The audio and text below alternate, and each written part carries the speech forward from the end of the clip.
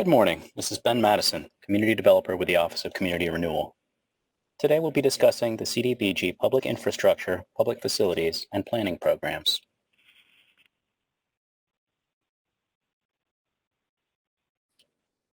This presentation will be provided in three components.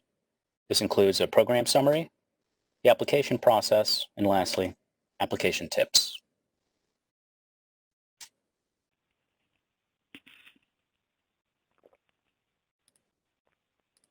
Let's begin with a program summary.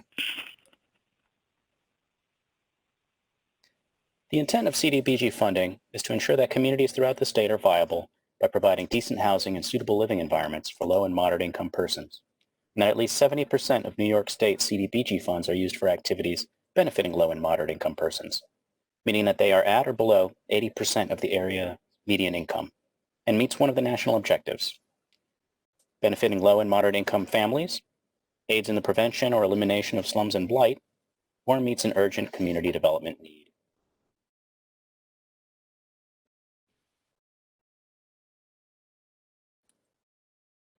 CDBG funding is provided through a competitive application process. All CDBG awards are based on a 2-year time frame from award to completion, with 14 months for community planning. Eligible counties, cities, towns, and villages may apply for New York State CDBG funding assistance. Direct assistance is not provided by the OCR to any business, any not-for-profit, or any individual. Allowable soft costs will vary based on the activity type. The percentages are shown on the slide. Please note that there isn't a soft cost allowance for community planning activities.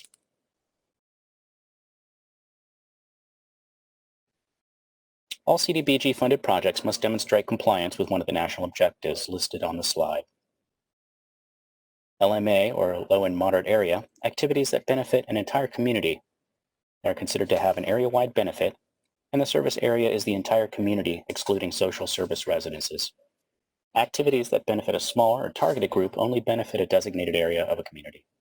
Based on this, for area benefit activities, such as public infrastructure projects, income survey data may be used to demonstrate that 51% of the area is LMI and help demonstrate the need for the proposed activity. In certain cases, the most recent census data can be used to determine and provide evidence of compliance with the LMI area benefit national objective. If it is believed that the data does not accurately reflect the current economic condition of the area, the applicant may conduct an income survey. For more information on income surveys, please reference the 2020 CDBG CFA application guidance. LMC. Activities in this category provide benefits to a specific group of persons rather than everyone in an area. This office can be used to meet a national objective for public facility projects, such as senior centers. The following slides represent eligible public infrastructure activities, which include public water and public sewer projects, public facilities activities, which include daycare facility projects, community center projects, senior center projects, microenterprise activities, housing, and community planning. Public infrastructure improvements address public water and public sewer improvements. This can include new or improved treatment facilities, installation or replacement of water and sewer lines, and construction of new water tanks. Public infrastructure activities that are considered to be maintenance items, such as dredging or painting of water tanks, are not eligible. Public facilities can address new or improved fire or emergency response centers, community, healthcare, or senior centers. ADA compliance specifically is to address the removal of architectural barriers. This is not a comprehensive list. Please contact OCR for project-specific questions.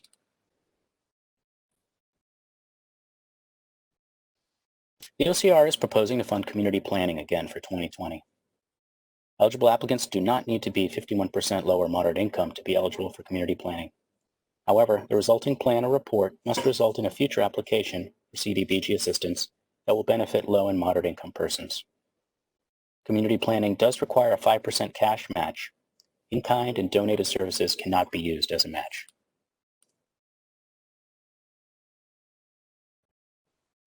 This is a general list of ineligible activities. Construction of new housing is not eligible. However, activities in support of construction of new housing, such as water, sewer, or utility improvements, may be eligible. Examples of projects that do not meet a national objective would be when the group of proposed beneficiaries are less than 51% low or moderate income persons. When in doubt, do not proceed. Reach out to OCR to determine if the project is eligible or not.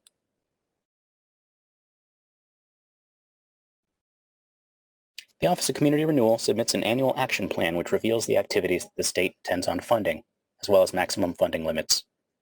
The next few slides will list the caps by activity. These are the funding limits for infrastructure and facilities projects.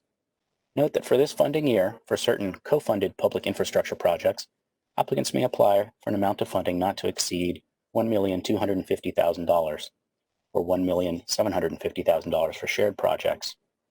Co-funded projects are those projects that include other state and/or federal sources, including, but not limited to, USDA Rural Development and the New York State Environmental Facilities Corporation, or EFC. In order to qualify for this higher funding threshold, the applicant must clearly demonstrate that other co-funding sources are firmly committed and in place at the time of application. Qualifying documentation includes, for USDA, a letter of condition. For New York State EFC, project must be listed on the intended use plan and a financing application must have been submitted.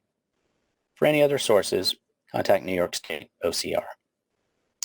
All qualifying documentation must be submitted as an attachment to the CFA. OCR will also allow certain eligible pre-development costs for water or sewer stormwater projects only. These include pre-development costs necessary to complete the environmental review process. This will encourage projects that are more shovel-ready upon award.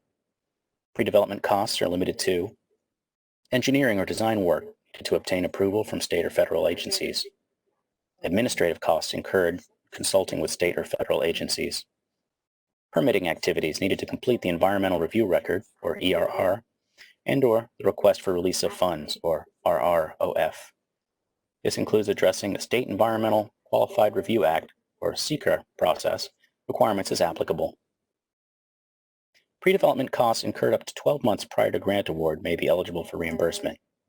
Eligible costs must still meet all CDBG rules and regulations, including federal procurement and civil rights requirements. Applicants are strongly urged to contact OCR prior to considering incorporating pre-award costs to the project budget to ensure that the costs are eligible.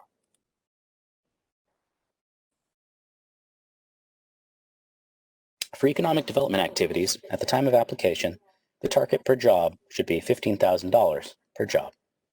Small business is also limited to for-profit businesses with 25 or fewer FTEs at the time of application. Notice that if a community has uncommitted New York State CDBG program income acquired after the year 2000, it must be returned to the OCR prior to requesting new CDBG funding.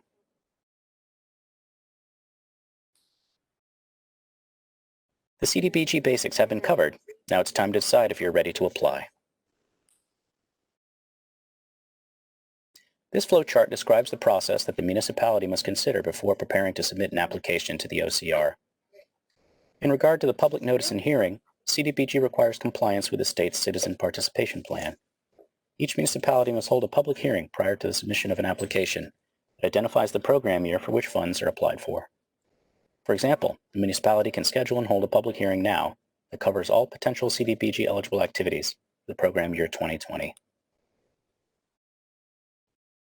The following slides will provide some basic guidance on the application process. This is the list of CDBG eligible activities that must go through the CFA. Economic development and small business applications are not subject to the CFA deadlines and are in an open round application process. Applications can be submitted at any time throughout the year through the CFA portal for economic development and small business assistance only.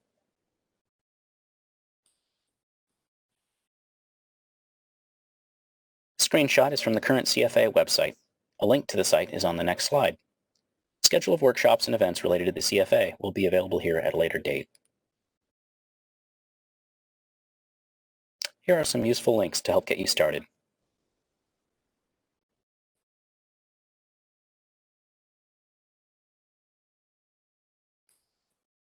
Following slides provide a list of scoring criteria for reviewing applications.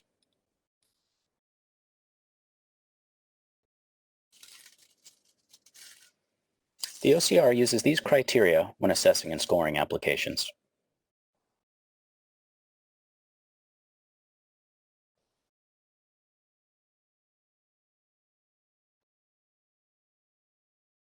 following are tips for making your way through the application process.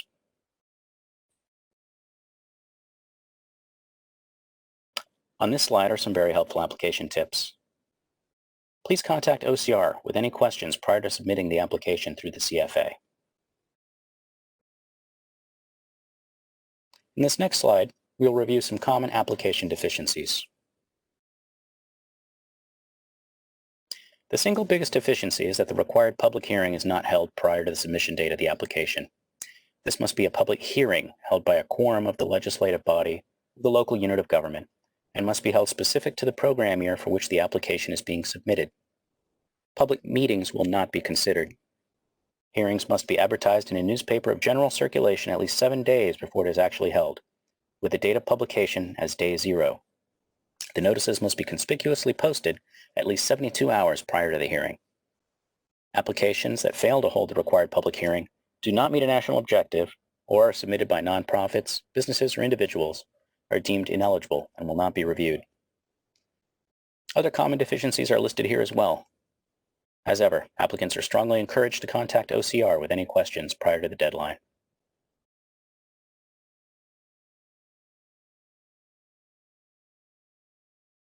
For further program guidance, the following slides will provide useful links and contact information.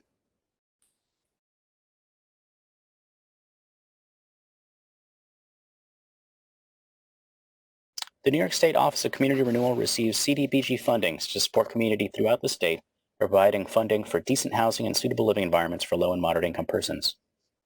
The 2020 Coronavirus AIDS, Relief, and Economic Security Act, commonly referred to as the CARES Act, allows CDBG funds to be used to prepare, prevent, and/or respond to the COVID-19 pandemic. COVID-19 has presented hardships all over the state. Unlike other CDBG funding rounds, CDBG-CV funds are open to both non-entitlement and entitlement communities. Entitlement communities are units of local government that receive an annual allocation of funds directly from the U.S. Department of Housing and Urban Development, or HUD. New York State OCR is currently accepting applications for the currently available $60 million funding round. $30 million of the total $60 million is to be awarded specifically to non-entitlement communities. The remaining $30 million is available to units of local government statewide. The current CDBG-CV grant funding round is $60 million, but additional funding through the CARES Act will be made available in future rounds for municipalities.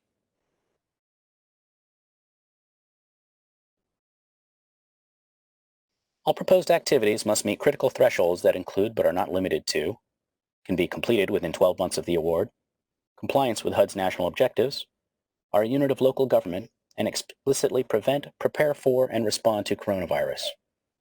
Even if the proposed project includes a consultant or subrecipient, the applicant must be a unit of local government. A consultant or subrecipient cannot apply on behalf of a municipality. The CDBG CARES funds have strict expenditure deadlines that New York State must adhere to. For this reason, it is critical that applicants advance projects that can be completed within a short period of time. The application period is now open. Applications will be accepted and rolling awards will be made until 4 p.m. Friday, August 27, 2021, or until funding has been exhausted.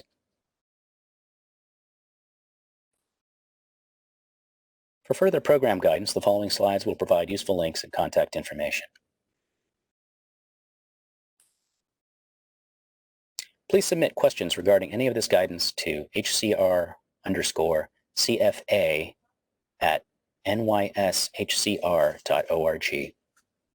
Please check the link on the slide for updates to HUD income limits for the current program year. This list provides a brief description of other program requirements that may need to be met.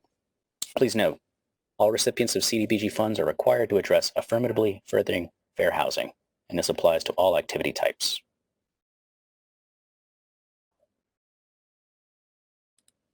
Again, please submit all questions to hcr_CFA@nyshcr.org.